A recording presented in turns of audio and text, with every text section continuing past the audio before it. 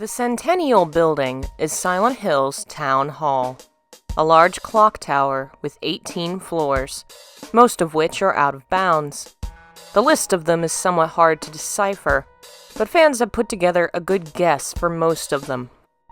The player level is focused on the archives and offices, the area where government officials would spend most of their time. This game heavily focuses upon officers and people in positions of power. Murphy makes his way forward through the game using other people's ID cards. He takes a card from the dead security guard in the parking garage. He takes an ID card from the manager's office to open the treasury. He even carries a police badge with him for most of the game. This is fascinating when you consider what Murphy is guilty of. His actions in taking revenge against Napier show a lack of respect for law and authority. He breaks the rules constantly, starting with his efforts to get arrested and continuing in his dealings with Sewell. This is what leads to the downward spiral that kills Officer Coleridge. There are multiple references in the game to the concept of a conduct disorder, in which a person acts with no consideration or care for the laws, mores, and general rights of other people. At first glance, you might think this is a reference to Napier. One of the notes about conduct disorder is right next to a paper that reads, "Nice Mr. Neighbor," after all. But another note about Napier reveals that a psychologist described him as mentally healthy. It's Murphy who becomes detached from the concepts of rules and morality.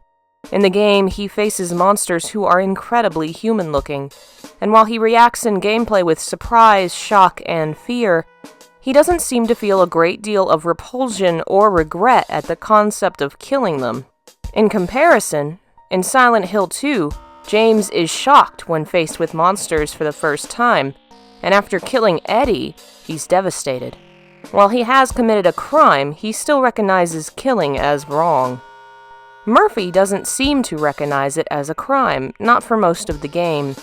At one point, he keeps another prisoner from killing a monster, not realizing that it's not a human being he's defending. It results in the person's death. And Murphy doesn't really react to this death at all. He's completely detached from the world around him and its rules. His only rule seems to be not hurting kids, as he says to Slater. Part of this may relate to the other issue he's likely facing, PTSD, mentioned in a book in the archives, next to a second discussion of conduct disorder. Having lost his son in such a traumatizing way, it's not unlikely that Murphy began to suffer from PTSD, which may have in turn affected his ability to empathize with others and respect authority and law. That is what makes the level design of Downpour so interesting. The fact that Silent Hill is effectively forcing Murphy to follow the rules. He can't move through rooms without the proper identification. He can't unlock the safe in the Centennial building without the proper code. He is constantly utilizing the tools of authority and rule-keeping in order to move forward. There are a lot of books that can be found and read in the Centennial building. Two of them are the psychology texts mentioned before. There's also a text called Classical Civilizations, which discusses fortune-telling in ancient times, specifically auspices and haruspicy.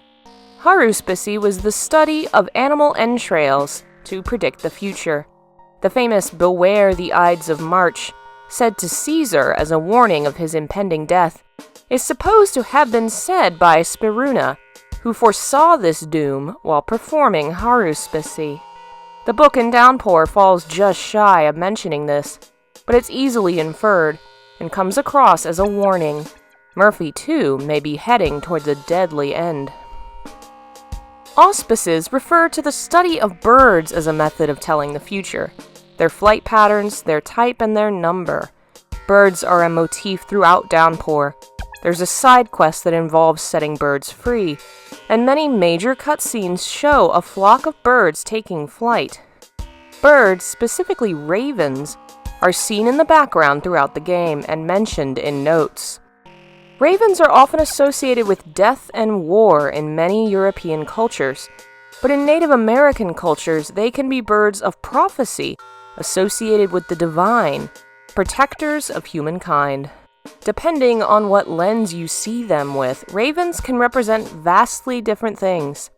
In Downpour, they seem to be associated with the freedom Murphy desires, not just from prison, but from this state of suffering he's been trapped in for so long. Another book discusses the honeybee, a seemingly innocuous subject, but it relates back to Murphy very clearly. It opens with a discussion about how hives have prisons they keep parasites and troublemakers in, and ends with a description of how a bee dies when it stings an enemy, thereby destroying itself in its attempt at revenge. Sound familiar? There's also a book that discusses the works of Franz Kafka, a noted author of truly eerie stories. The Metamorphosis, his most famous work, describes how a young man named George is transformed into a giant bug, which leads to his death. Through the story, it becomes clear that George hates his job and his life.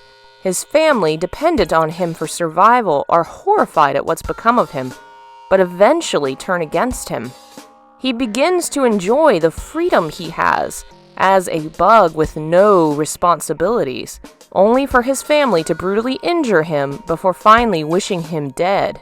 Die he does, while his family goes on to enjoy their newfound freedom. It's a disturbing and strange story, and the book in Downpour argues perhaps the transformation was a way for George to escape his job and his life, a self-inflicted imprisonment.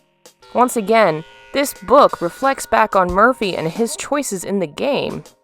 Other books involve discussions of religion and the area's history, fleshing out Silent Hill and its people, folklore, and even the history of the prison system in America. One of them mentions the concept of Manitou, the life force found in all things. It's a Native American concept, specifically an Algonquin concept, and this is the second time that the Algonquin are referenced in the game. It's likely meant to imply these were the people who first made Silent Hill home, which makes sense given where Algonquin groups lived in the early colonial years, throughout the northeastern United States. The last book is a book on art found in the mayor's office. The location the player must locate in order to obtain the slides needed to proceed. The book discusses a concept in art called negative space. That is, the space around the subject of a work of art. The most famous example is Rubens' vase, in which the negative space around the vase makes the shape of two faces. The most fascinating word in the text in the game is disconnect. Disconnecting from the actual subject matter to look at the negative space around it. It discusses this as an example of how we never really know who people are because we only see the subject, not the space around them, and we can't know what's hidden in the shadows.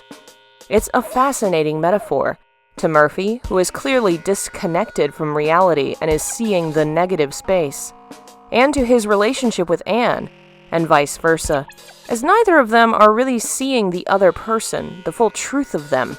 They're only seeing the subject, the impression, not the secrets hidden in the shadows. Paintings can be found throughout the Centennial building, some of which are seen elsewhere, some aren't. Many are of locations around the town. They all look the same as they did when visited by Murphy, perhaps implying the town is frozen in the time when these paintings were made. One is of a young girl with dark hair, wearing red, which has often been theorized to be Alessa, but it might also be a girl mentioned earlier in the game. Lindsay, a missing person described as having dark hair and red clothes. The painting is called When You Lose Someone You Love. There are a lot of dead bodies in the Centennial building, too. There's the security guard in the parking garage, a corpse in the city manager's office, and blood on the walls outside the mayor's office. The upper floors are terribly burned, perhaps implying the building once suffered a fire. It's interesting when you compare it to events from the Silent Hill timeline. In an unknown year in the 1900s, the mayor died a mysterious death, as did a number of others. The security guard's death in particular is strange. He's handcuffed to a rail at the bottom of the staircase, next to a wheelchair holding his ID. The player has to drain water out of the stairwell to reach him. It's a continuation of the themes of water and drowning throughout the game, not to mention corpses that are dressed like prisoners. The most important corpse may be the last one Murphy finds, the one in the safe room hanging from the ceiling, from which Murphy obtains the elevator keycard. Take a good look at the body. Besides being another prisoner wrapped in barbed wire, it has a specific injury, a knife to the shoulder, the same type of wound that Murphy inflicted on Napier. The entire level builds up to this moment, when Murphy enters the safe and sees Sewell, this image from the past. It was foreshadowed on the projector. This was the turning point for Murphy's story, the moment he agreed to help Sewell in exchange for a chance at revenge. It becomes blatantly clear why we're in Silent Hill. Before, there were hints. Here, Sewell's dialogue almost makes it obvious. Murphy made a deal for a chance to kill Napier, the man who killed his son.